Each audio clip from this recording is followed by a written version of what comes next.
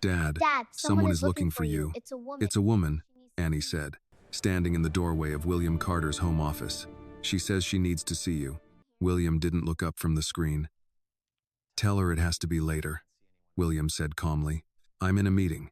Everyone who wants to see me schedules an appointment first. She can call the office and set a time like everyone else. Annie stayed where she was. She said it's important, Annie replied quietly. William pressed 2 fingers against his temple, still reading a document. Annie, this meeting is very important. Sometimes people show up here because they know our family has money. They think if they can talk to me for 5 minutes, I'll write a check and solve their problems. That's not how the world works. If she needs help, she can go through the proper channels. Annie looked down at the floor, thinking about that.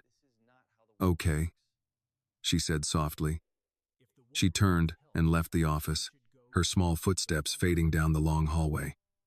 William unmuted his microphone and continued the meeting. Let's move to page 12, he said. I want to review the insurance exposure before we finalize the partnership. About 10 minutes later, the office door opened again, faster this time. Annie stood there, slightly out of breath like she had been running. Dad, she said. William muted the call again, this time with a small sigh. Annie, I'm in the middle of... She wants to see you, Annie said. She won't leave. William leaned back in his chair, a little impatience showing now. I told you what to do. Did you tell her to call the office? Yes, Annie said, but she said I should tell you something. William looked at her, waiting. Annie hesitated. She said, you told her that if she ever needed help, she should come find you. William's expression changed slightly, but he didn't speak. And Dad, Annie added. She looks very familiar. I think I've seen her before. I'm sure I have. William was quiet for a moment, searching his memory, but nothing came immediately. He met thousands of people every year, employees, investors, partners, strangers at charity events, people who shook his hand and thanked him for things he barely remembered doing. Do you want to see her? Annie asked again. William looked at the screen, at the meeting waiting for him, at the numbers and contracts and people who depended on his decisions. This meeting decides whether we sign a deal with 3 hospitals, he said. Hundreds of jobs, Annie. Millions of dollars. Sometimes being responsible means you can't stop everything because one person shows up at the gate. Annie listened carefully. But she keeps saying it's about a promise, Annie said. She said you would remember. William felt a strange feeling in his chest then, something small but heavy, like a book falling shut somewhere in his memory. A promise? He repeated. Annie nodded. She said if you heard her name, you would come out. But she told me not to say it. She said you should remember by yourself. William stood up slowly this time. On the screen, someone was talking about projected losses, but William reached forward and turned off his camera. Take 10 minutes, he said to the meeting. We'll continue shortly. He walked around the desk and toward the door. Annie stepped aside, then quickly walked next to him as they moved down the hallway together.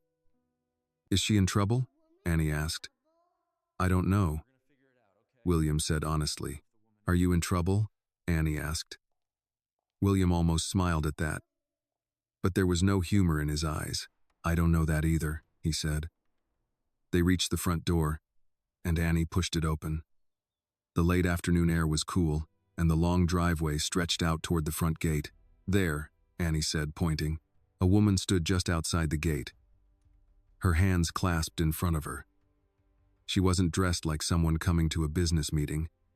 She looked like someone who had come because she had run out of choices. William took a few steps forward, then stopped. Even from a distance, he recognized her. And in that moment, something inside him dropped, heavy and sudden, like an elevator falling too fast. He remembered a different day, a different place, and a woman standing under harsh white hospital lights, speaking calmly to a frightened little girl while doctors moved around them. He remembered signing papers. He remembered a plastic chair, a vending machine humming in the corner, and this same woman saying, she's going to be okay, even though Annie wasn't her child. He remembered taking out his card and handing it to her. If you ever need anything, he had said. Anything at all. You call me. Or you come find me. Now she had come to find him. William walked the rest of the way to the gate slowly, Annie's small footsteps following behind him. When he stopped in front of her, the woman looked up at him. Her face was tired, but her eyes were steady. "Mr. Carter," she said, "I'm sorry to come without an appointment." William couldn't speak for a moment. Then she said the one sentence he had been trying to remember since Annie walked into his office. "You told me that if I ever needed help," she said quietly, "I should come find you." William Carter stood very still after the woman finished speaking. "I told you. I called you," the woman said again, this time more gently, as if she could see he was trying to remember. "Many times. I called your office. I left messages with your assistant. I sent emails. I even came to your company once, but they told me I needed an appointment, and your schedule was fully booked for weeks." William swallowed slightly. He didn't remember the calls themselves, but he remembered the system.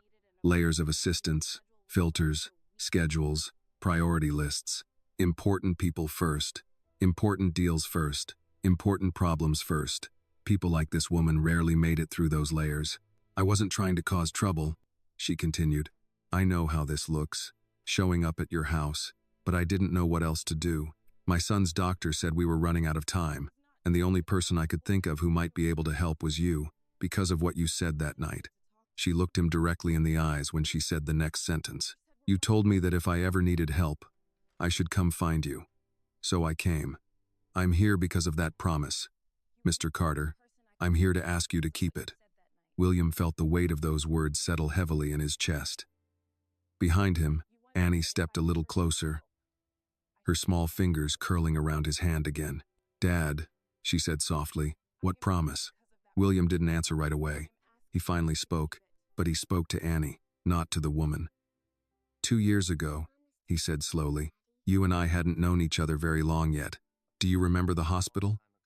The big one downtown?" Annie nodded. "I remember the waiting room, and the orange juice you bought me from the machine even though it was very bad." Despite everything, William almost smiled. "Yes," he said. "That one."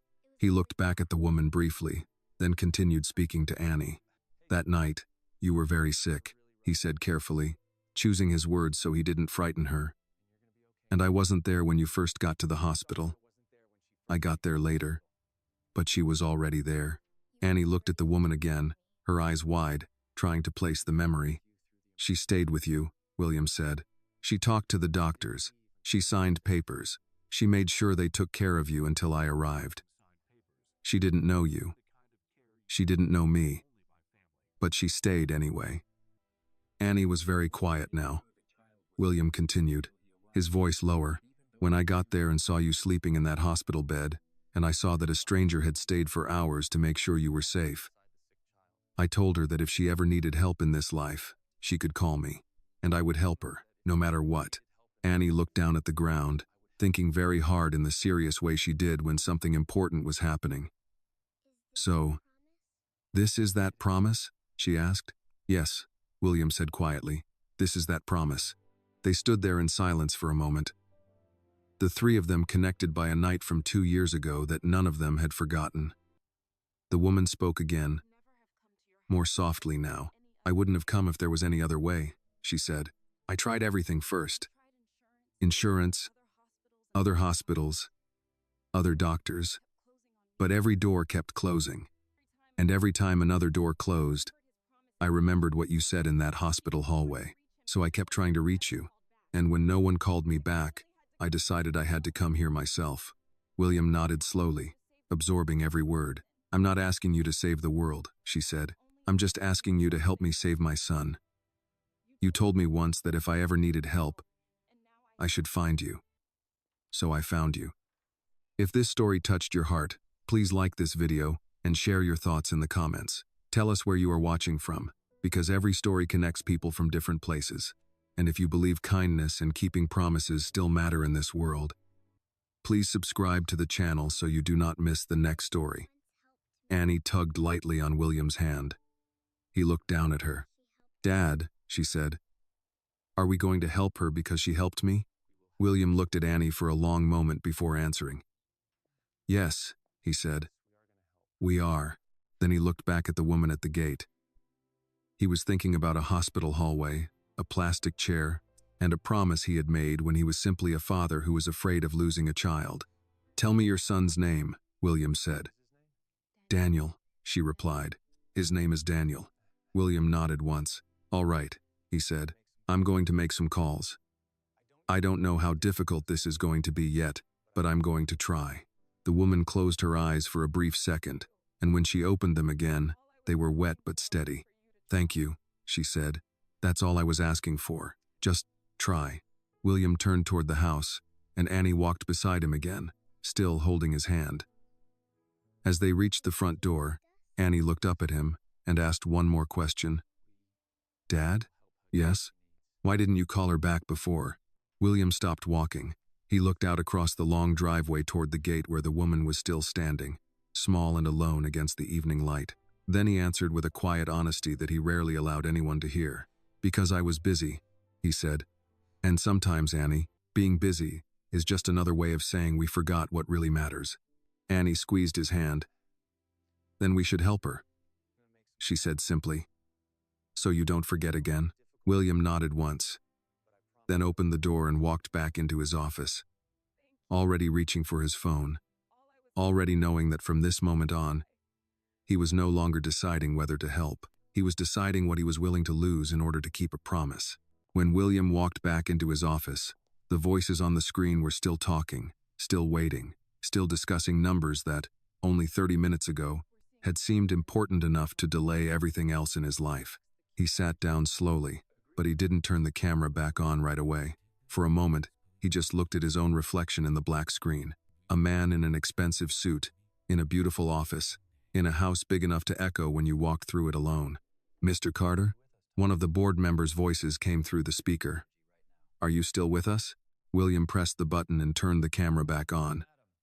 12 faces immediately looked back at him. "Yes," he said calmly. "I'm here. We were reviewing the insurance exposure tied to Street Matthews," the woman from Chicago said. "If we move forward with the acquisition, we inherit all high-risk surgical liabilities. Our recommendation is still to reduce exposure by limiting approval for extreme risk cases." William leaned back slightly in his chair. "Define extreme risk," he said. The man from Boston answered. "Surgeries with a projected survival rate below 40%. They cost millions. And if the patient dies, the legal and media fallout can be significant." William's face did not change, but Annie's voice echoed in his head. "Are we going to help her because she helped me? What if the surgery is the only chance the patient has?" William asked. "That doesn't change the math," the Boston man replied. "We're not a charity, William. We're running a business." There was a time when William would have agreed without hesitation. In fact, there was a time when he had written policies that said exactly that. He looked at the documents on his screen, but he was no longer seeing numbers.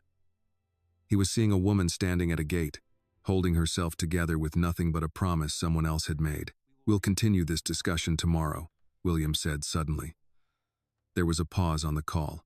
"Tomorrow?" the Chicago woman repeated. "We're supposed to vote tonight." "I know," William said. "We'll vote tomorrow." "William," the Boston man said, his tone tightening slightly. "This acquisition is time-sensitive." William looked directly into the camera now, his voice calm but leaving no room for argument. "Tomorrow," he repeated. And then he ended the call. The screen went black. For a few seconds he sat there in silence. Then he picked up his phone and scrolled through his contacts until he found the name he was looking for, Dr. Leonard Hayes, one of the best cardiac surgeons in the country, semi-retired, only took special cases. Also the lead surgeon for a medical foundation partially funded by William's company. William pressed call. It rang 4 times before a deep, older voice answered. "Hayes. Leonard. It's William Carter." A short pause. "This must be important," the doctor said. "You only call me directly when you want something difficult." William didn't bother denying it. "I need you to look at a case. 8-year-old boy. Severe heart condition.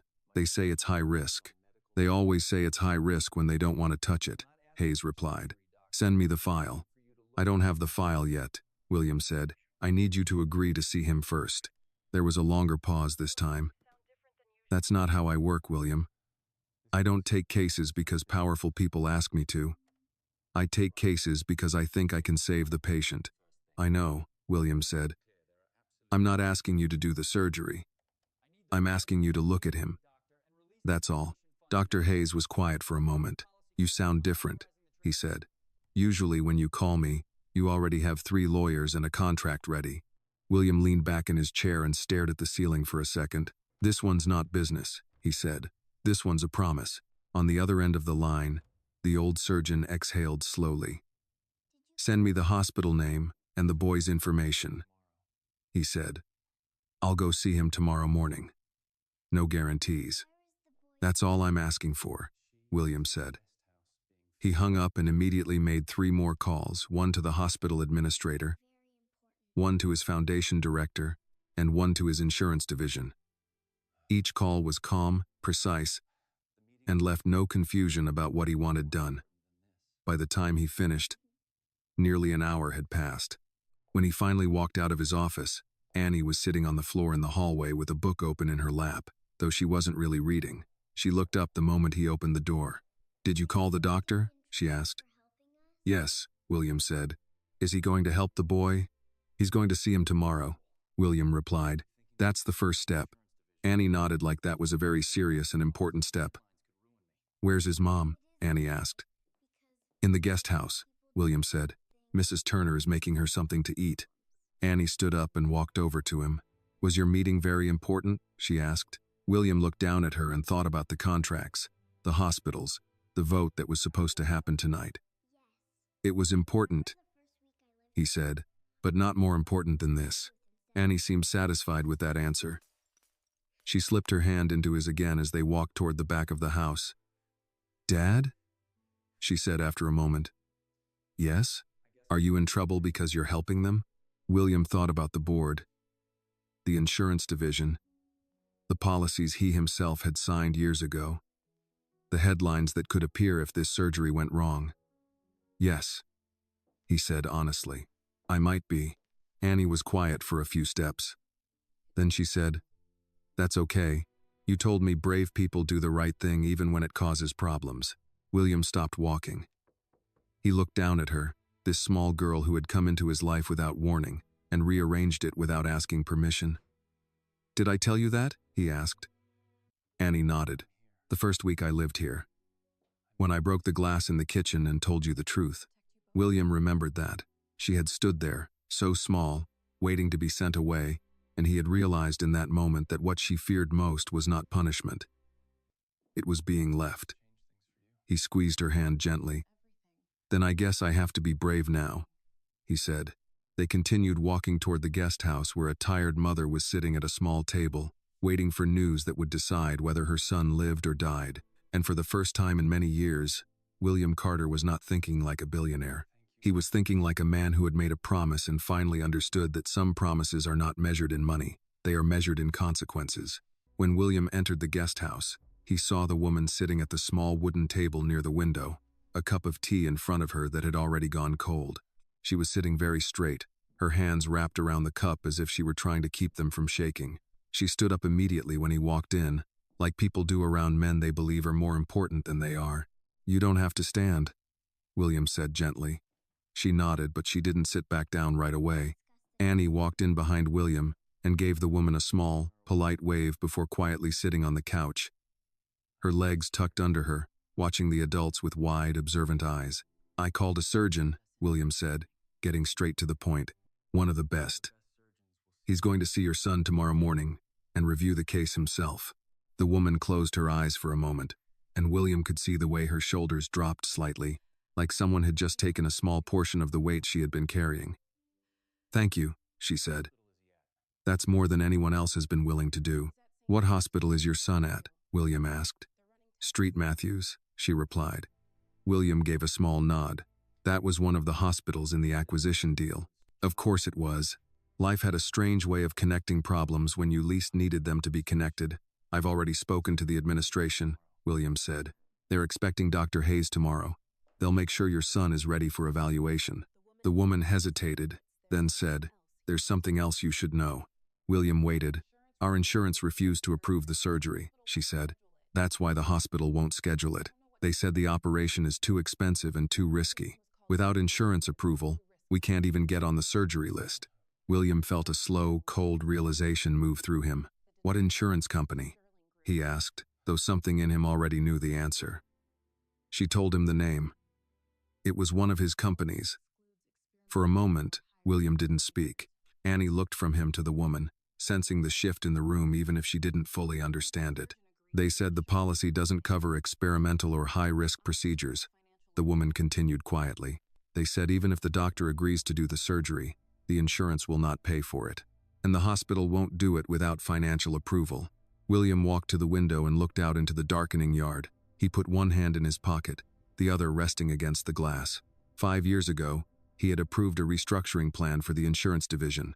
It had been presented to him with charts and projections and phrases like sustainability and long-term stability.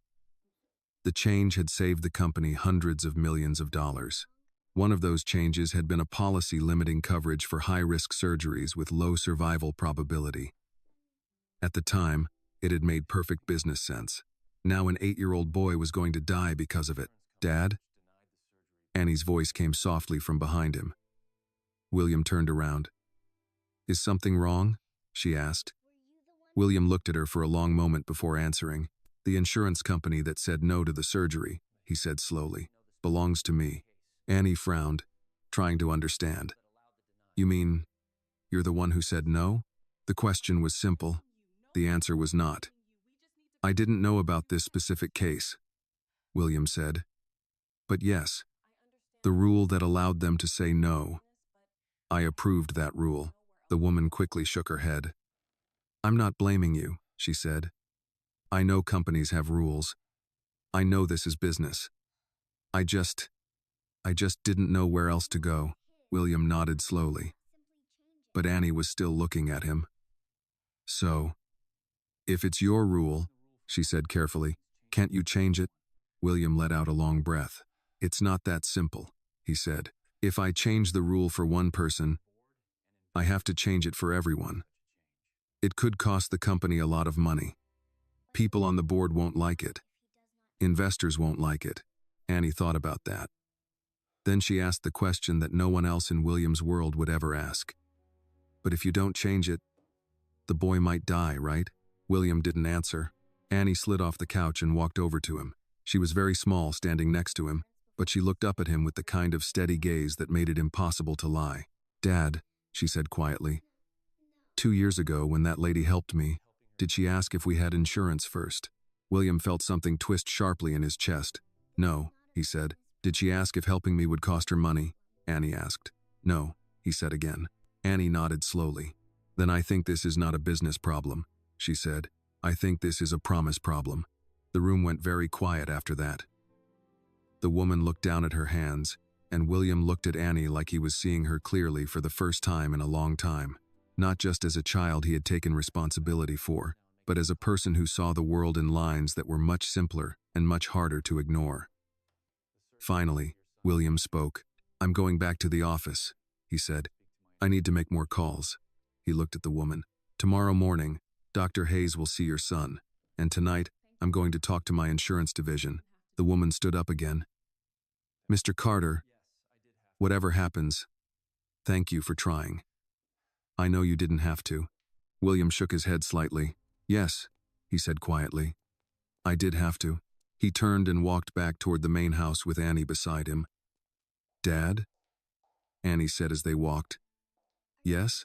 Are you going to change the rule? She asked. William was silent for a long moment as they walked down the dim hallway toward his office, toward his phone, toward the world where decisions like that were never simple and never cheap. I don't know yet, he said honestly. Annie slipped her hand into his again. I think you will, she said. Because you told me once that money is something people use to decide what matters to them. William looked down at her. I said that? Yes, Annie replied. You said poor people use money to buy things they need. Rich people use money to decide who they want to be. William stopped walking. For a moment, he couldn't speak. Then he nodded once, squeezed her hand gently, and continued walking toward his office, knowing that before this night was over, He was going to find out exactly who he had decided to be. William closed the office door behind him and did not turn the lights on right away. The room was dim, lit only by the city glow coming through the tall windows and the faint blue light from his computer screen waking up as he approached the desk. For a long moment, he just stood there, both hands resting on the back of his chair, his head slightly lowered like a man preparing himself for a difficult conversation. Then he picked up his phone and called the head of his insurance division. The call connected on the second ring. "This is Martin." "Martin, it's William," he said. There was an immediate shift in the other man's voice. "Mr. Carter, is everything all right?" "No," William said calmly. "It's not. I'm looking at a case at Street Matthews. 8-year-old boy. Severe cardiac condition. Your department denied coverage for the surgery." There was a brief pause as Martin pulled up the file. William could hear keyboard typing on the other end. "Yes, I see it," Martin said after a moment. "High-risk procedure. Low survival probability. Falls under the exclusion policy for non-approved experimental cardiac operations. The denial is consistent with company guidelines." "I know it's consistent," William said.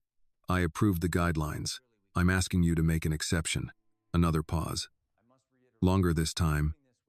"Sir," Martin said carefully, "if we make an exception on a case like this, it sets a precedent. We'll have hundreds of similar requests. The board has been very clear about maintaining the policy. These surgeries cost millions.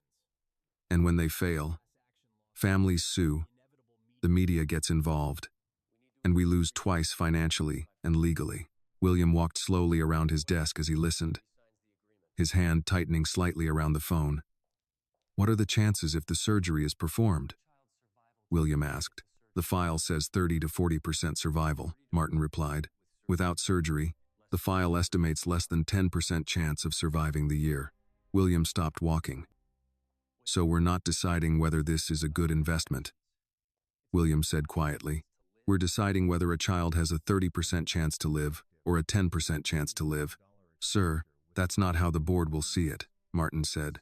"They'll see it as a multi-million-dollar procedure with a high probability of failure." William was quiet for a few seconds. Then he said, "I want the denial reversed." "Mr. Carter," Martin hesitated. "I strongly advise against doing that without a board vote." "Then schedule a board vote," William said. "Tonight." "Tonight?" Martin sounded genuinely surprised. "That's not enough time to prepare." "Tonight," William repeated, his voice calm but final. "And Martin, until that vote happens, put the case under executive review. No final denial. No file closure. Do you understand me?" "Yes, sir," Martin said. William hung up and set the phone down on the desk. He stood there for a moment, staring at nothing. Then he leaned forward and placed both hands on the desk, his head lowered. For the first time in years, this was not a problem he could solve by writing a check or buying a company. This was a problem he had created himself, and now he had to decide whether he was willing to dismantle part of his own empire to fix it. A soft knock came at the door. "Come in," he said. Annie pushed the door open slightly and stepped inside. She had changed into her pajamas, and she was holding the small inhaler in one hand, turning it slowly like she did when she was thinking. "Are you still working?" she asked. "Yes," William said. "I have to talk to some people tonight." Annie nodded and walked further into the room. She looked around the office like she always did, as if she were still getting used to the idea that this large, quiet room belonged to the man who now read her bedtime stories. "Is the boy going to get the surgery?" she asked. "I'm trying to make that happen," William said. Annie studied his face for a moment. "You look like when something is very hard," she said. William let out a small breath that was almost a laugh. "It is very hard." Annie walked over and climbed into the big chair across from his desk, her feet not even reaching the floor. "Is it hard because of money?" she asked. "Yes," William said. "Partly." Annie thought about that. Then she asked, "How much money is a life?" William didn't answer right away. He leaned back in his chair and looked at her. Really looked at her.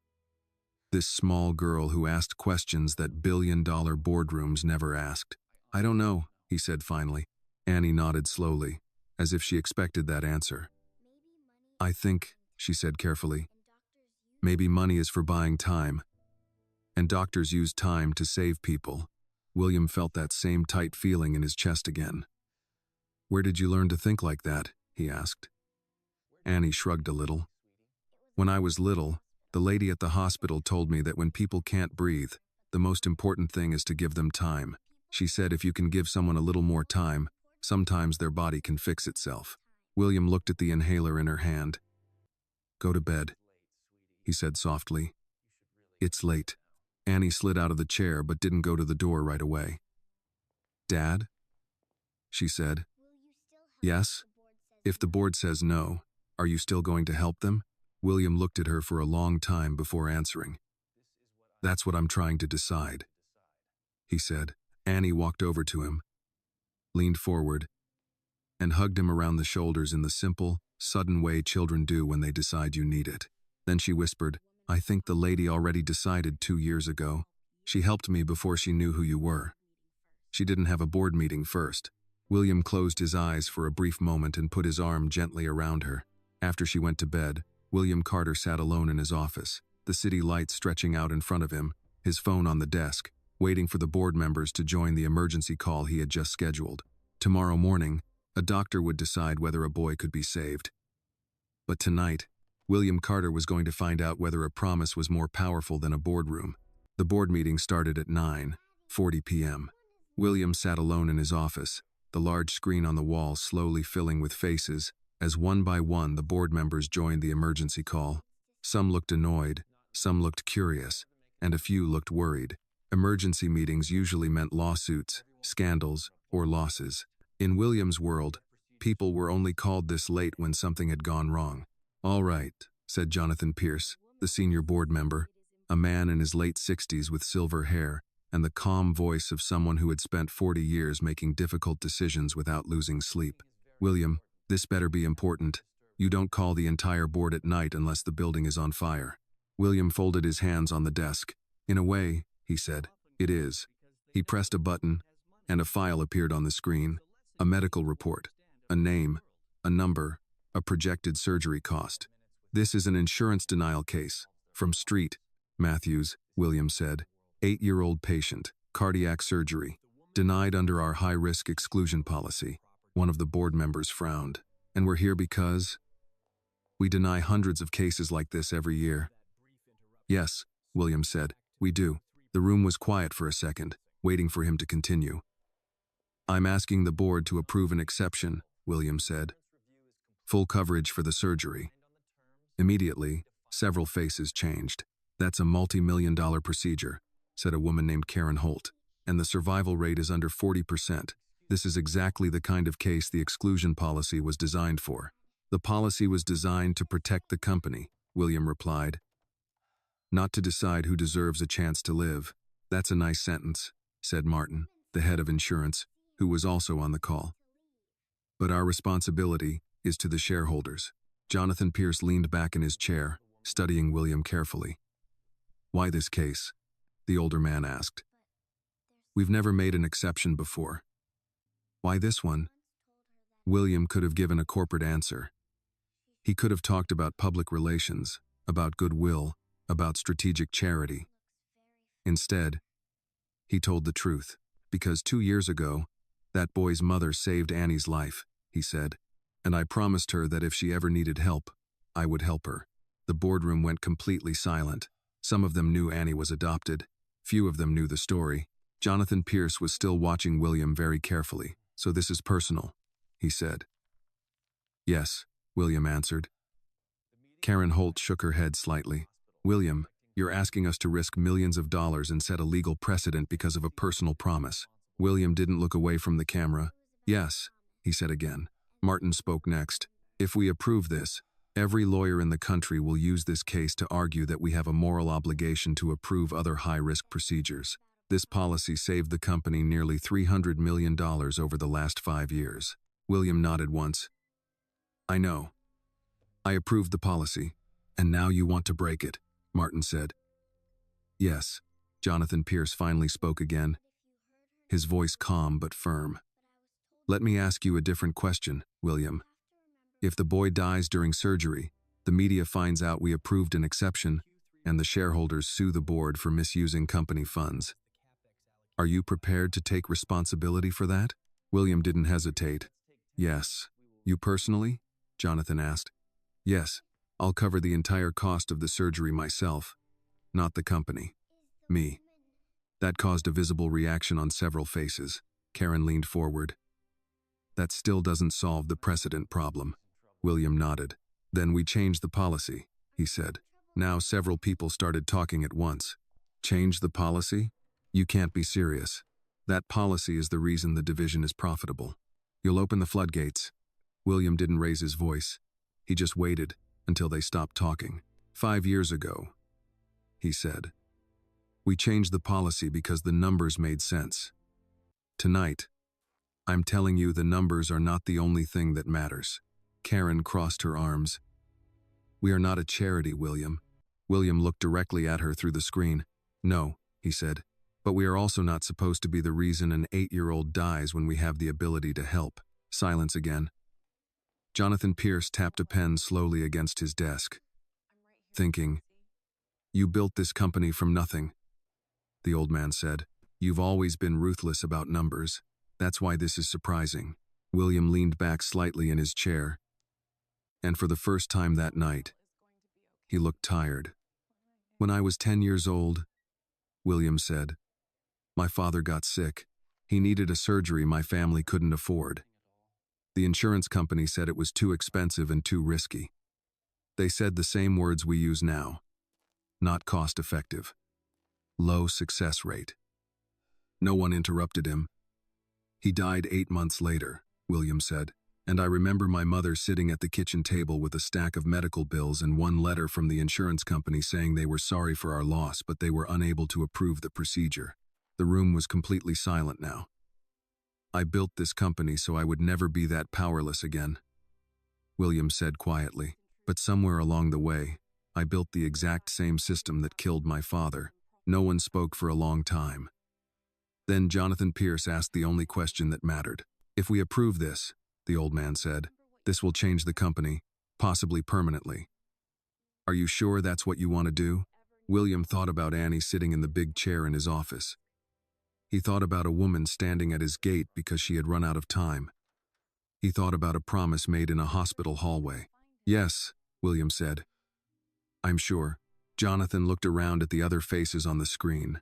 All right, he said slowly. We vote. One by one, the board members gave their answers. Some yes. Some no.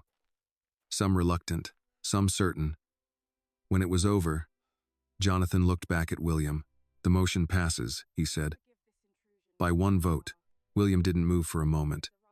William, Jonathan added, you better hope that boy lives. William nodded once. Yeah, he said quietly. Me too. When the screen went black and the meeting ended, William sat alone in his office again, the silence heavier than before. Tomorrow morning, a surgeon would look at an 8-year-old boy and decide whether to try. And for the first time in many years, William Carter understood something very clearly. This was not a business decision anymore. This was a debt. William did not sleep much that night. He lay in bed staring at the ceiling. The house quiet around him.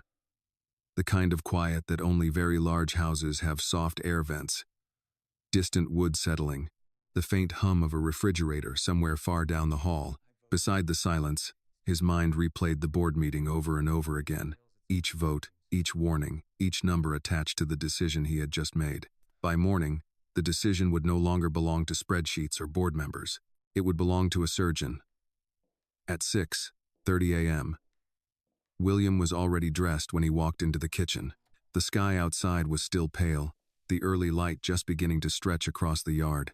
Mrs.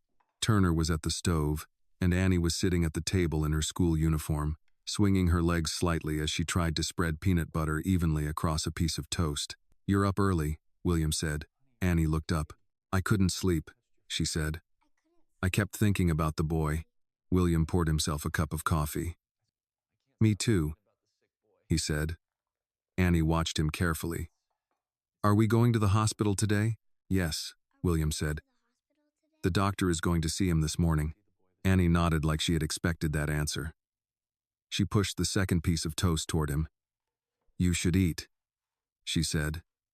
Big decisions are probably harder when you're hungry. William sat down across from her and took a bite, even though he wasn't hungry at all. Are you scared? Annie asked. William thought about that question. He had been nervous before big deals, before court cases, before speeches in rooms full of powerful people. But this felt different. Yes, he said. I am. Annie nodded slowly. Me too, she said. After breakfast, they drove to the hospital together. William usually had a driver, but this time he drove himself. Annie sat in the back seat, unusually quiet, looking out the window as the city moved past them. Hospitals all looked the same from the outside: glass, steel, clean lines, big signs with hopeful words written on them. Street Matthews was no different. When they walked inside, people recognized William immediately. Nurses straightened slightly. Administrators appeared quickly, walking faster than they normally would. Someone offered coffee. Someone else offered a private waiting room. William accepted none of it. I'm here to see Daniel, he said. They found the room on the cardiac floor. The woman was sitting beside the bed, exactly where she had probably been all night. She stood up when William and Annie walked in. Good morning, William said. Good morning, she replied, her voice tired but steadier than the night before. They said the surgeon is coming soon. Annie stepped closer to the bed. The boy lying there looked very small against the white sheets, an IV in his arm, wires attached to machines that made quiet, steady sounds. His skin was pale, but his eyes were open. This is Annie, the woman said gently. The girl I told you about. The boy looked at Annie and gave a small smile. Hi, he said. Hi, Annie replied softly. My name is Annie. I'm Daniel, he said. My mom says you're very brave. Annie looked surprised. I don't feel brave, she said. Daniel shrugged slightly. Me neither, he said. But everyone keeps saying it. William stood at the foot of the bed, watching the two children talk like this was just another morning, like this was just another room. A knock came at the door, and an older man with gray hair walked in, carrying a tablet and a file. Dr. Hayes, William said, stepping forward and shaking his hand. The surgeon nodded once, then looked at Daniel, then at the charts, then at the monitors. He didn't say much for several minutes. He examined the chart, asked a few quiet questions, looked at the scans on his tablet, and listened to Daniel's heart with a stethoscope. The room was very quiet while he worked. Finally, Dr. Hayes stepped back and looked at the boy's mother. We need to talk, he said gently. They stepped out into the hallway. William and Annie followed, but stopped a few steps away, giving them space while still close enough to hear. Dr. Hayes spoke quietly, but clearly. The surgery is possible, he said, but it's very complicated. His heart is weak, and there are structural problems that make this operation difficult. If we do nothing, he may have months, maybe a year if he's very lucky. If we do the surgery, he paused. There's about a 30% chance he survives the operation and recovery. The woman nodded slowly.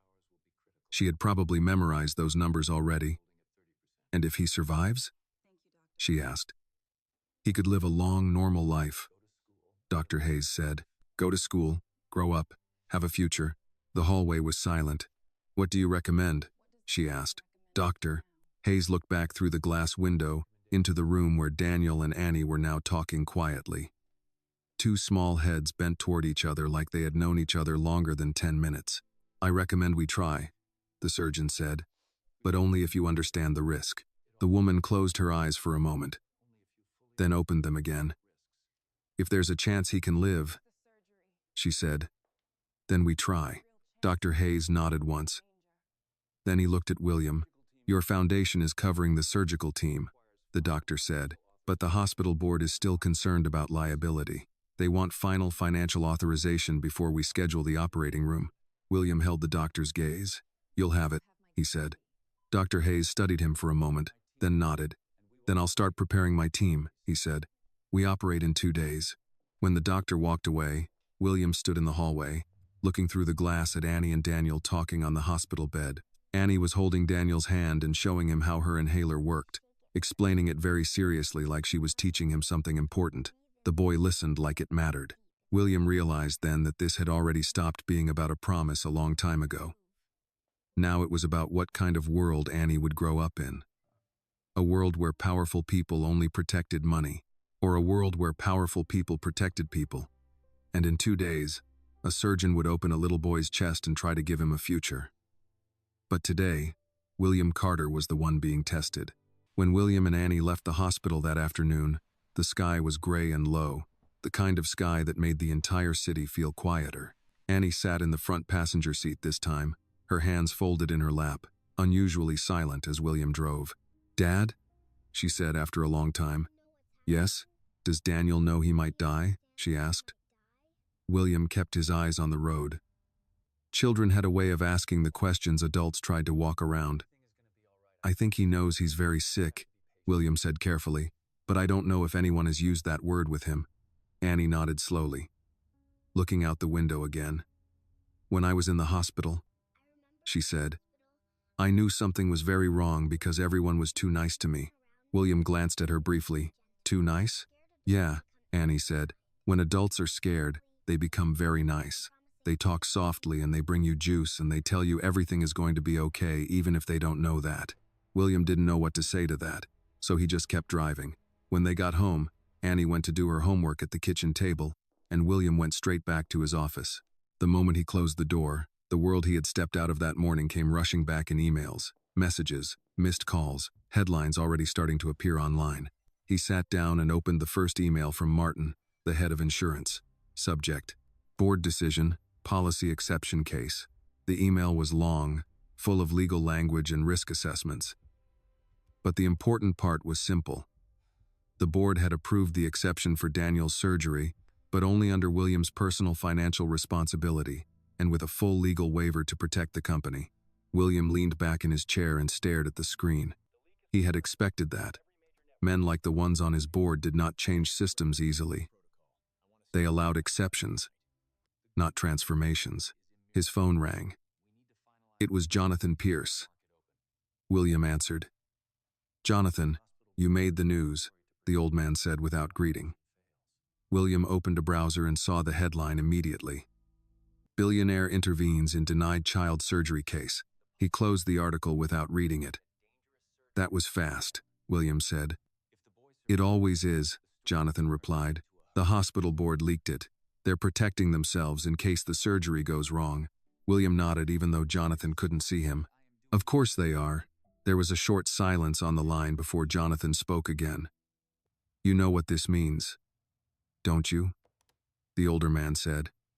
"Yes," William said. "If the boy dies, this becomes a story about a billionaire who used his power to force a risky surgery on a child. And if the boy lives," Jonathan added, "it becomes a story about a billionaire hero who saved a child." William looked out the window at the darkening sky. "That's not why I'm doing it." "I know," Jonathan said, "but that's how the world will see it." William didn't respond to that. After he hung up, he sat in silence for a long time, then opened another file, one he hadn't looked at in years. The insurance policy document, the one he had approved. Page after page of legal language, but the important sentence was highlighted in yellow from years ago. High-cost procedures with survival probability below 40% may be denied coverage under executive risk management guidelines. He had signed his name at the bottom of that page. He stared at his signature for a long time. A soft knock came at the door. "Come in," he said. Annie stepped inside, holding a piece of paper. "I finished my homework," she said, "and I drew something." She walked over and handed him the paper. It was a drawing in crayon. 4 stick figures holding hands. 1 tall man, 1 small girl, 1 woman, 1 boy lying in a bed, with a big heart drawn on his chest. "This is you," Annie said, pointing to the tall figure. "And this is me, and this is Daniel, and his mom." William looked at the drawing for a long time. "Why are we all holding hands?" he asked. Annie shrugged. "Because that's what people do when they're waiting for something scary," she said. "They hold hands so no one has to be scared alone." William felt his throat tighten slightly, and he cleared it before speaking. "Annie," he said, "if the surgery doesn't work, Daniel might not come home from the hospital." Annie was quiet for a moment. Then she said, I know. You know? William asked. She nodded. I heard the doctor talking in the hallway, she said. He said 30%. William leaned back in his chair. Are you angry that I didn't help them sooner? He asked quietly. Annie thought about that for a long moment before answering. I think, she said slowly, sometimes grown-ups think they have a lot of time to be good people. But maybe we don't. William looked at her, really looked at her.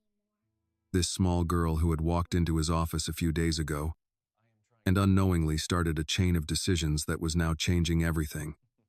I'm trying to fix it now, he said. Annie nodded. I know, she said. That's why I'm not angry. She turned to leave, then stopped at the door and looked back at him. Dad? Yes? If Daniel lives, she said, do you think his mom will still be tired all the time? William thought about the woman sitting in the hospital chair, the way she held her hands together like she was holding herself in place. Maybe not as tired, he said. Annie smiled a little. Good, she said, because she looks like she hasn't rested in a very long time. After Annie went to bed that night, William stayed in his office again. The drawing still lying on his desk next to the insurance policy with his signature on it. He looked from the drawing to the policy and back again. One paper showed the system he had built. The other showed the reason he was about to change it. The morning of the surgery arrived quietly. Hospitals were strange places in the early morning. The lights were always on, the floors always clean, the machines always making the same steady sounds, but everything felt softer before the day fully began. Voices were lower, footsteps were slower. Even fear seemed to move more quietly in the early hours. William and Annie arrived just after 6 a.m. The surgery was scheduled for 7:30. Daniel was already awake when they entered the room. He was sitting up slightly in the bed, a thin blanket over his lap, a hospital bracelet around his wrist that looked too big for his arm. His mother stood by the window, speaking quietly with a nurse. But when she saw William and Annie, she immediately walked over. You came, she said. I said I would, William replied. Daniel looked at Annie and smiled. You came too, he said. Of course, Annie said, walking over to the bed. I brought you something. She held out a small folded piece of paper. Daniel opened it carefully.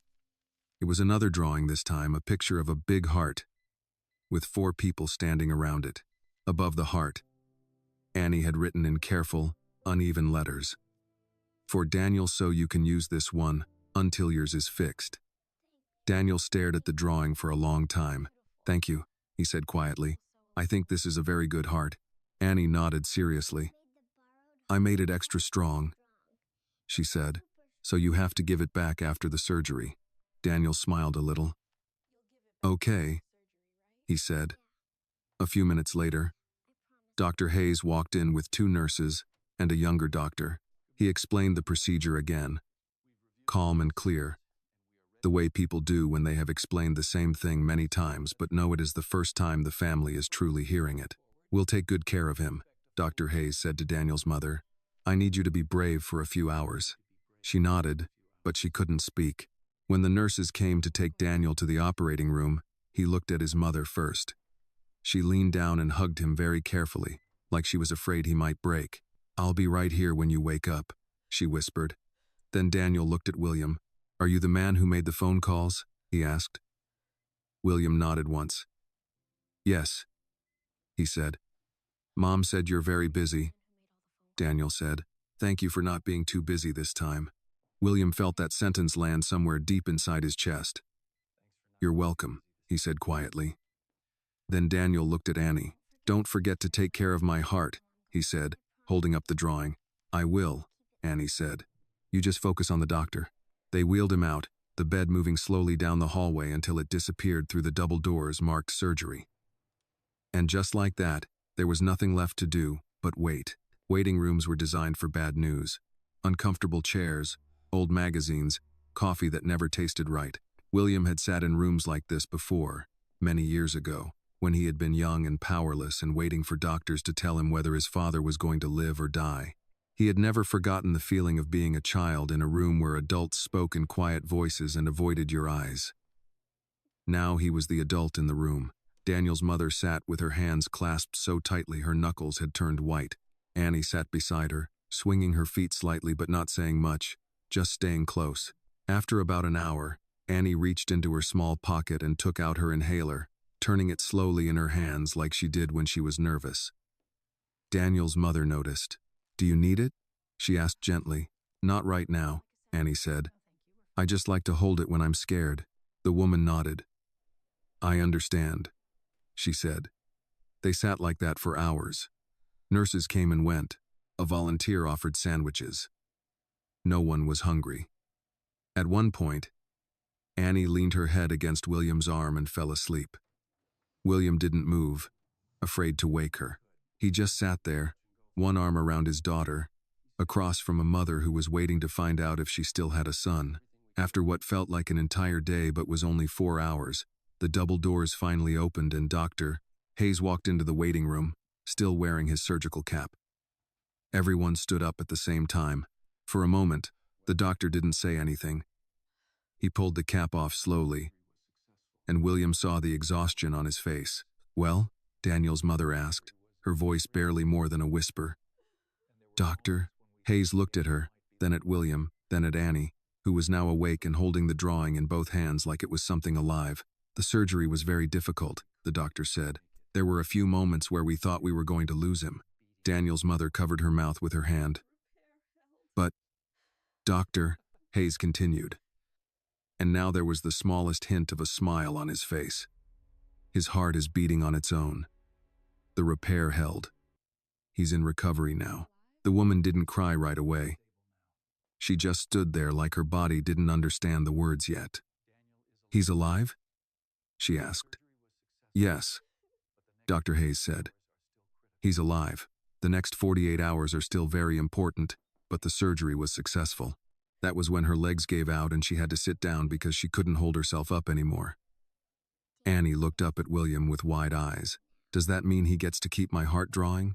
she asked. William smiled for the first time in days. "Yeah," he said softly. "I think he does." Across the room, Daniel's mother was crying now. Her face in her hands. The kind of crying that comes from relief, so big it hurts. William sat back in the waiting room chair and looked at Annie, then at the woman, then at the surgery doors.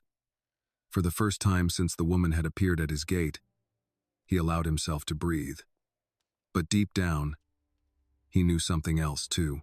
Saving one boy was a miracle. Changing the system that almost killed him that was going to be a war. The first time Daniel opened his eyes after the surgery, it was late afternoon. The room was quiet except for the steady rhythm of the heart monitor and the soft sound of air moving through the oxygen line near his bed. His mother was sitting in the chair beside him, her head resting near his arm, asleep in the uncomfortable position of someone who had not truly rested in weeks, but whose body had finally shut down from exhaustion. William stood near the window, speaking quietly with Dr. Hayes, while Annie sat in the chair on the other side of the bed, holding the folded heart drawing carefully in both hands like she was guarding something important. Daniel's fingers moved first. Just a small twitch. Annie saw it immediately. "He moved," she whispered. His mother woke instantly. "Daniel," she said, leaning forward. "Daniel, can you hear me?" His eyes opened slowly, unfocused at first, then slowly finding her face. "Mom?" he whispered. His voice was dry and weak. She let out a sound that was half laugh, half sob, and leaned down carefully so she wouldn't touch any of the wires. "I'm here," she said. "I'm right here." Daniel blinked slowly, then looked around the room. His eyes landed on Annie. "You still have it?" he asked, his voice barely more than air. Annie quickly held up the drawing. "Of course," she said. "I told you I would take care of it." Daniel gave the smallest smile. "You can keep it a little longer," he said. "I think mine still needs help." Dr. Hayes stepped forward and checked the monitors, then nodded once to William. "He's doing well," the doctor said quietly. "Better than I expected for the first few hours. If he makes it through the next 2 days without complications, his chances go up a lot." Daniel's mother closed her eyes again, but this time she was smiling through the tears. "Thank you," she said to Dr. Hayes. "Thank you for trying." The old surgeon shook his head slightly. "Thank him," he said, nodding toward William. "I only did my job. He's the reason your son was on my operating table in the first place." The woman turned to William, but for a moment she couldn't speak. There are some kinds of gratitude that are too big for words, and this was one of them. "You kept your promise," she said finally. William shook his head slightly. "No," he said quietly. "I was 2 years late. You kept yours first." She didn't understand at first, and then she did. 2 years ago, she had helped a child she didn't know. She had made a decision in a hospital hallway without knowing it would come back to her one day.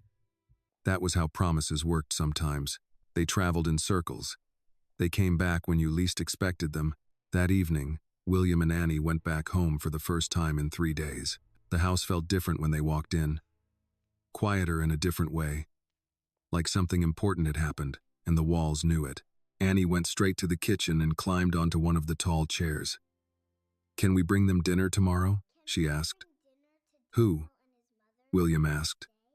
Though he already knew, "Daniel and his mom," Annie said. "Hospital food is very sad." William loosened his tie slightly and sat down across from her. "Yes," he said. "We can bring them dinner." Annie nodded like that was a very important problem solved. "Dad?" she said after a moment. "Yes? Are you still in trouble with your company?" she asked. William leaned back in the chair and thought about the emails, the headlines, the board members who had voted yes, and the ones who had not. "Yes," he said.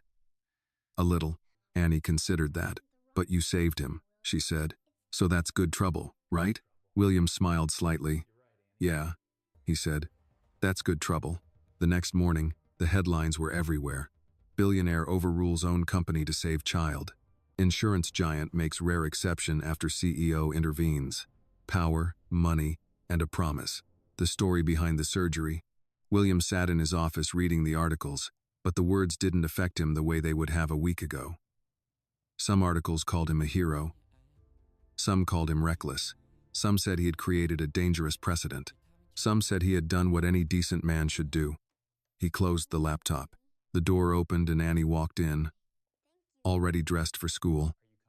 "Mrs. Turner said the driver is ready," she said. Then she looked at his face. "Are the news people being mean?" "Some of them," William said. Annie walked over and climbed into the chair across from his desk again. "Dad," she said, "remember when you told me that being rich means people watch you all the time?" "Yes," he said. "And you said that means you have to be careful what you teach people." Annie continued. "Because when you're rich, people copy what you do." William nodded slowly. "I remember." Annie looked at him very seriously now. "Then I think it's good they're watching you help," she said. "Because maybe other rich people will copy you and help people too." William didn't speak for a moment. He had spent most of his life believing power was about control, controlling markets, controlling outcomes, controlling risk. But sitting there, looking at a 6-year-old girl who was trying to understand the world using nothing but simple logic and a very honest heart, he realized something else. Power was also about example. Later that day, William went back to the hospital alone. Daniel was still in recovery, still weak, but when he saw William, he lifted his hand slightly in a small wave. "Hi," Daniel said. "Hi," William replied, pulling a chair closer to the bed. "My mom said you're very rich," Daniel said. William smiled a little. "Your mom shouldn't tell you things like that." Daniel shrugged slightly. "She said rich people are busy because they're important." William thought about that for a moment. Then he said, "No, rich people are busy because they think what they're doing is important. Sometimes they're wrong." Daniel looked at him carefully, like he was trying to understand that sentence. "Are you important?" the boy asked. William looked at the machines, the wires, the small hand resting on the blanket. "No," William said quietly. "But helping you was." When William left Daniel's hospital room that afternoon, he did not go back to the office right away. Instead, he found himself standing in the long hospital corridor, looking out a window that showed nothing but a parking lot and a gray sky. Hospitals had a way of making people think about their lives in straight lines, what mattered, what didn't. What you would regret if you ran out of time. He stood there long enough that Dr. Hayes eventually walked up beside him, holding a tablet and a paper cup of coffee that had long gone cold. "He's doing better than expected," the surgeon said, looking out the same window. "Strong kid." William nodded. "His mother is strong too." Dr. Hayes gave a small smile. "The strong ones are usually the ones who have no choice." They stood in silence for a moment before the doctor spoke again. "You know this isn't over, right?" he said. "The surgery was the easy part." William looked at him. "Open heart surgery on an 8-year-old is the easy part?" Dr. Hayes nodded slightly. "Cutting people open and fixing what's broken. That's technical. We train for that. What comes after is harder. Recovery, bills, therapy, school, life. Surviving the surgery is one battle. Surviving the world after the surgery is another." William understood what he meant. Medical bills, insurance battles, time off work, a mother trying to keep a job while taking care of a child who would need months to fully recover. "I'm setting up a fund," William said, "for his recovery, and for cases like his." Dr. Hayes looked at him carefully. "That's a big decision." William nodded. "So was last night." The doctor studied him for a moment longer, then said something William did not expect. "You know why I agreed to look at the boy?" Dr. Hayes asked. William assumed it was because of the foundation, or the money, or the influence.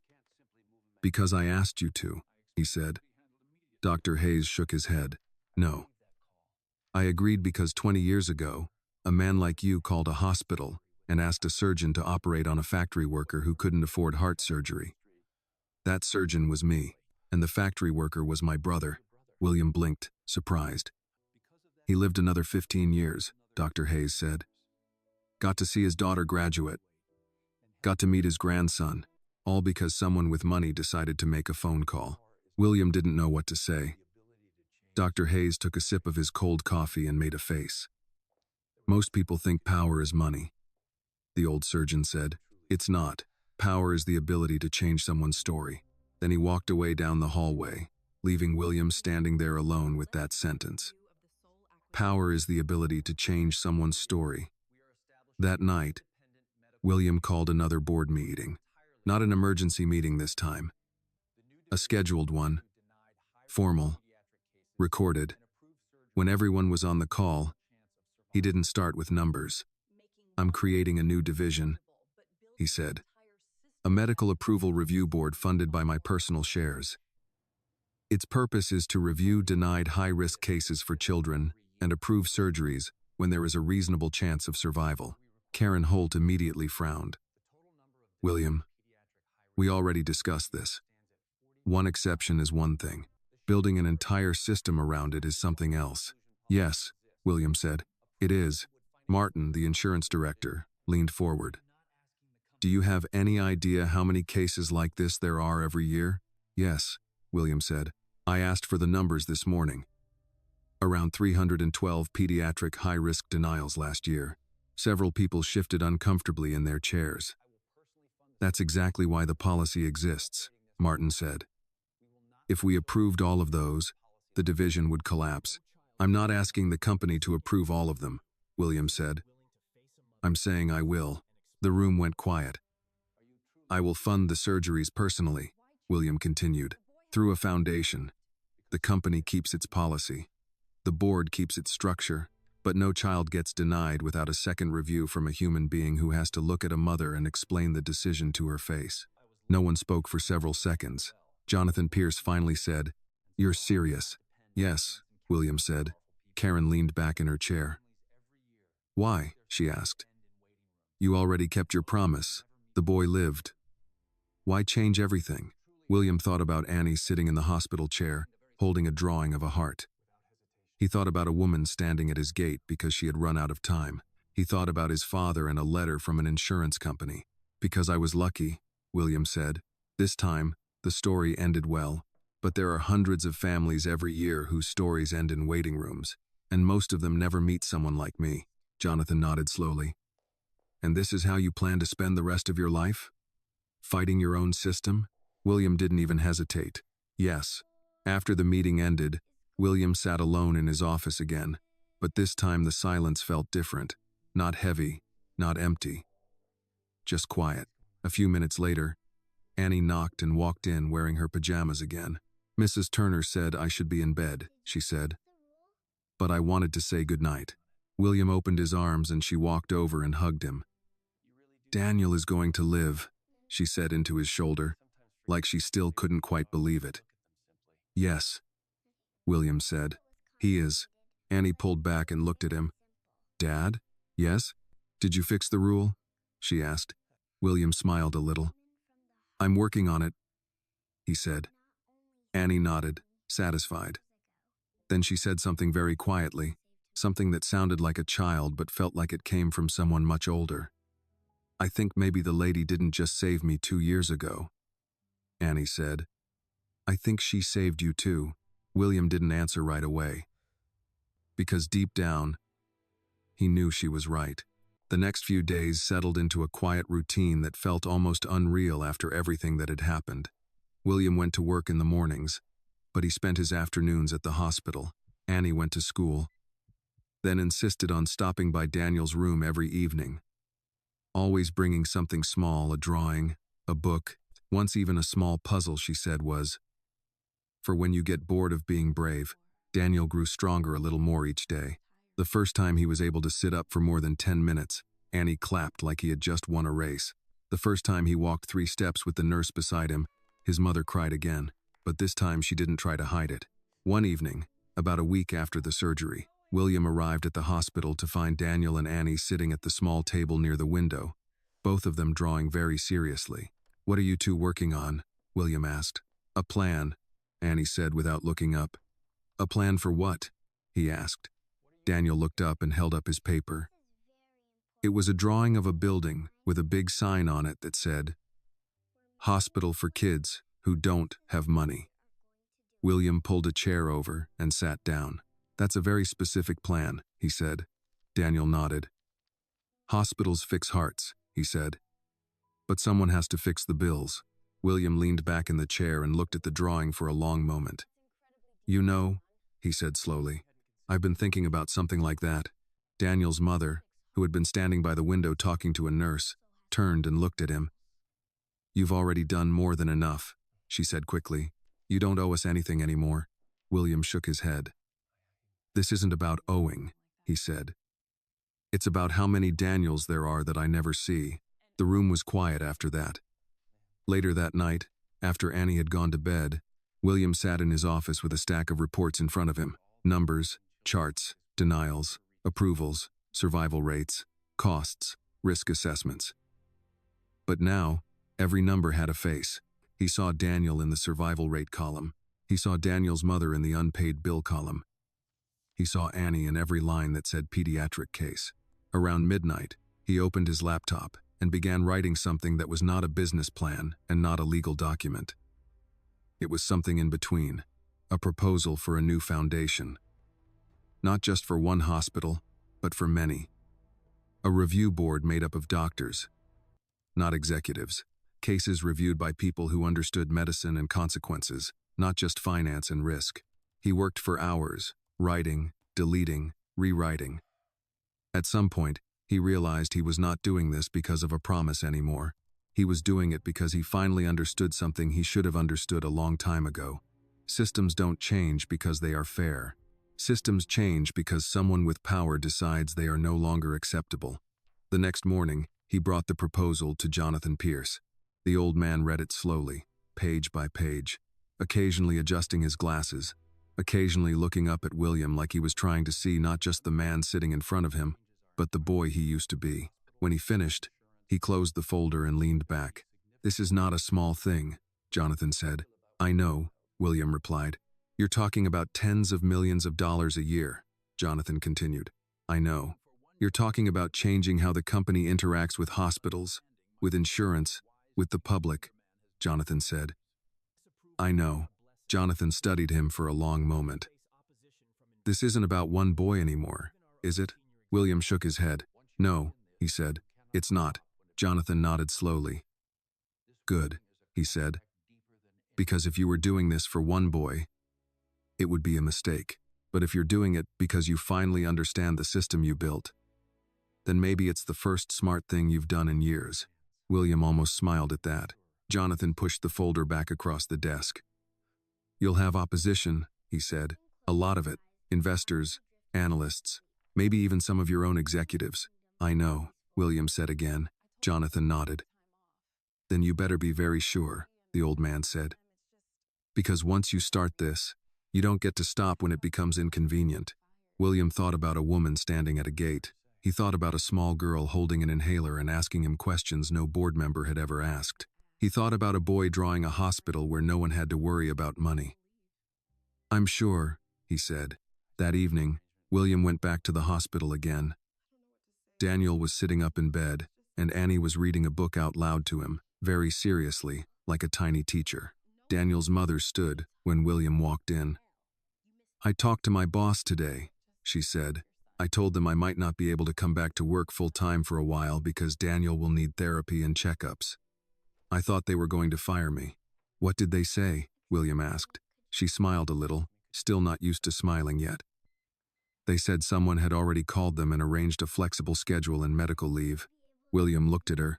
I thought that might help, he said. She shook her head slightly, overwhelmed again. I don't know how to thank you, she said. William looked at Daniel and Annie, who were now arguing about how to pronounce a word in the book. Take care of your son, William said. That's enough. He turned to leave, but Daniel called out, Mr. Carter? William turned back.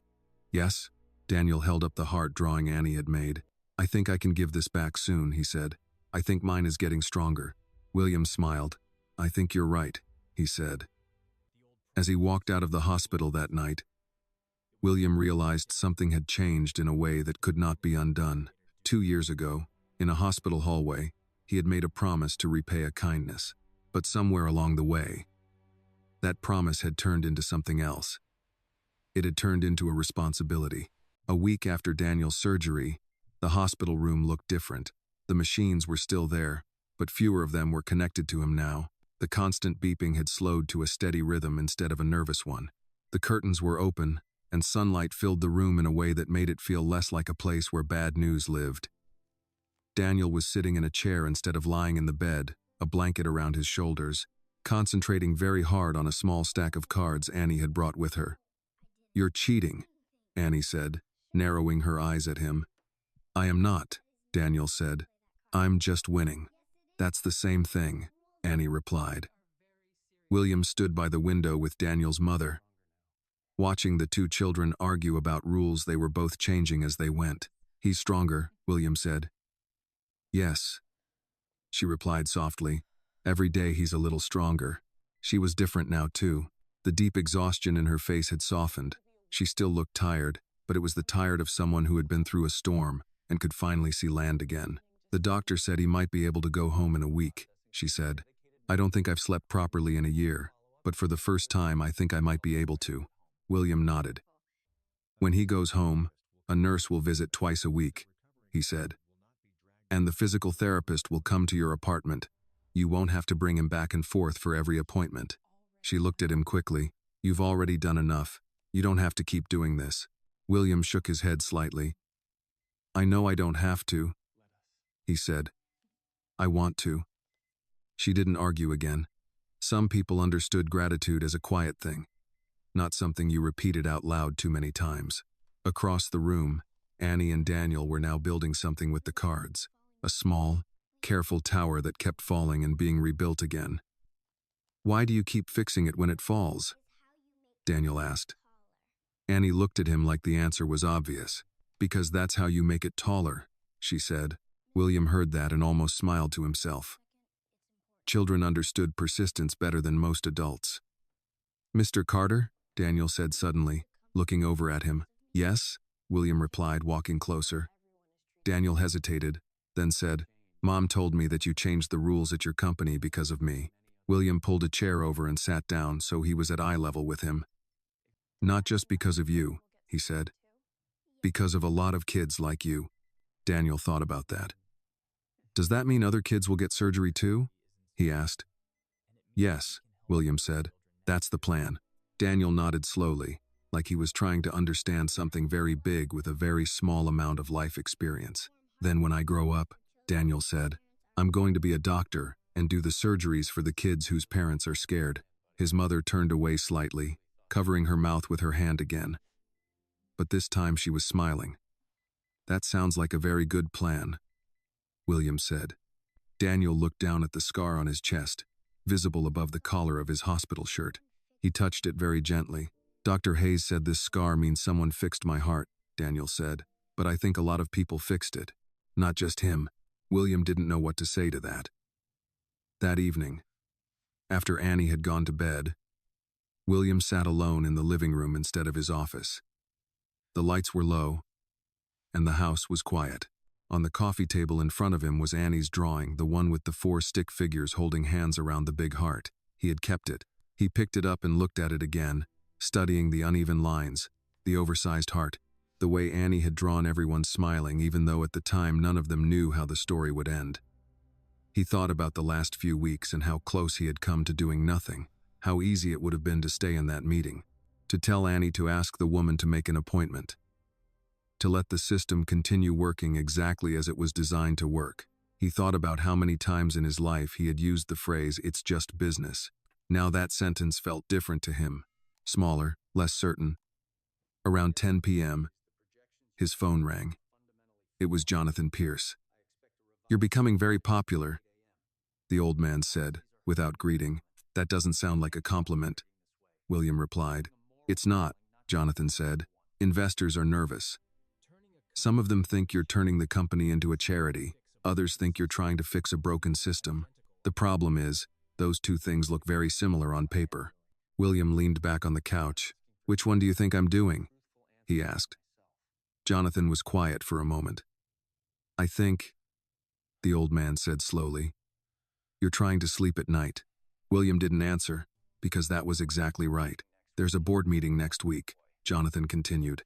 "Not about the boy, about the foundation you want to build. You're going to have to convince people who have never sat in a hospital waiting room that this makes sense." William looked down at Annie's drawing again. "I'm not sure it's supposed to make sense," he said. "I think it's just supposed to be right." Jonathan chuckled softly. "That's a very expensive way to think, William." "Probably," William said.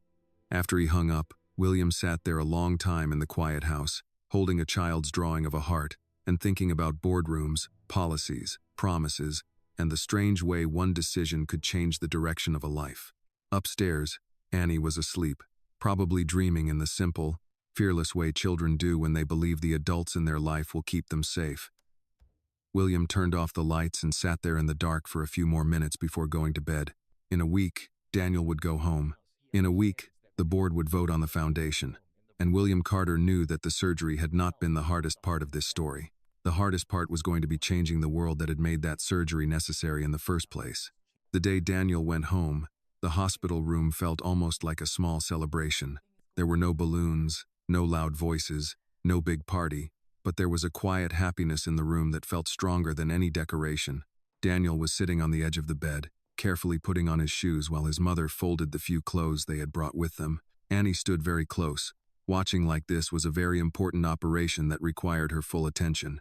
"Don't tie them too tight," Annie said seriously. "Your chest is still healing, so you shouldn't bend too much." Daniel looked up at her. "You sound like a doctor." "I'm not a doctor," Annie said. "I'm just bossy." Daniel grinned. "That's true." "Dan..." William stood by the door speaking quietly with Dr. Hayes, who was holding a clipboard and reading through discharge instructions. "He'll need to take it slow for a while," the doctor said. "Short walks, no running, regular checkups. But if he keeps improving like this, he should be able to live a normal life." "Thank you," William said, "for everything." Dr. Hayes shook his head slightly. "You already thanked me," he said. "If you really want to thank me, build that review board you were talking about. I'm too old to keep fixing hearts that should have been fixed years earlier because of paperwork." William nodded. "I'm working on it." "I know," the old surgeon said. "That's why I said yes when you called." Across the room, Daniel finished tying his shoes and stood up carefully. He looked smaller standing there than he had in the hospital bed. But he also looked stronger, like something inside him had been repaired in more ways than one. "Are you ready to go home?" his mother asked. Daniel nodded. Then he looked at William. "Mr. Carter?" he said. William walked over and knelt slightly so they were at the same height again. "Yes?" Daniel held out the folded drawing Annie had made weeks ago. The paper was worn now, folded and unfolded many times. "I think you should keep this," Daniel said, "because you helped fix my heart. So maybe you should have the drawing now." William looked at the paper but didn't take it immediately. "I think you should keep it," he said. "To remind you how strong you are." Daniel shook his head. "No," he said. "So you don't forget why you changed the rules." For a moment, William couldn't speak. Then he took the drawing very carefully, like it was something fragile and important. "I won't forget," he said quietly. Daniel's mother walked over and stood in front of William. For a second, it looked like she was going to say something formal, something polite, the kind of thank you people say when they don't have words big enough for what they feel. Instead, she did something else. She hugged him. It was quick and a little awkward, like she wasn't sure if it was allowed, but it was real. "You kept your promise," she said softly. William shook his head. "You saved my daughter," he replied. "We're even." She pulled back and looked at Annie, who immediately stepped forward and hugged her too. "Can we visit?" Annie asked. "After Daniel goes home?" The woman smiled. "You can visit any time you want," she said. "Your family now." Annie looked very satisfied with that answer. A week later, William stood in a boardroom again.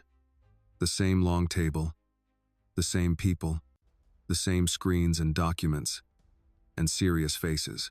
But this time, Annie's drawing was in his briefcase. When it was his turn to speak, he didn't start with numbers. He didn't start with charts. He took the drawing out and placed it on the table in front of the board. Some of them looked confused. Some of them looked annoyed. Jonathan Pierce just looked interested. "This," William said, "is why we're here." Karen Holt frowned slightly. "William, with all due respect, we're here to discuss a foundation proposal, not a child's drawing." William nodded. "Yes," he said, "we are, and this drawing is the reason the foundation needs to exist." He told them the story then. Not the version from the newspapers. Not the business version. The real version. A woman in a hospital 2 years ago. A promise made in a hallway. Missed phone calls. A denied surgery.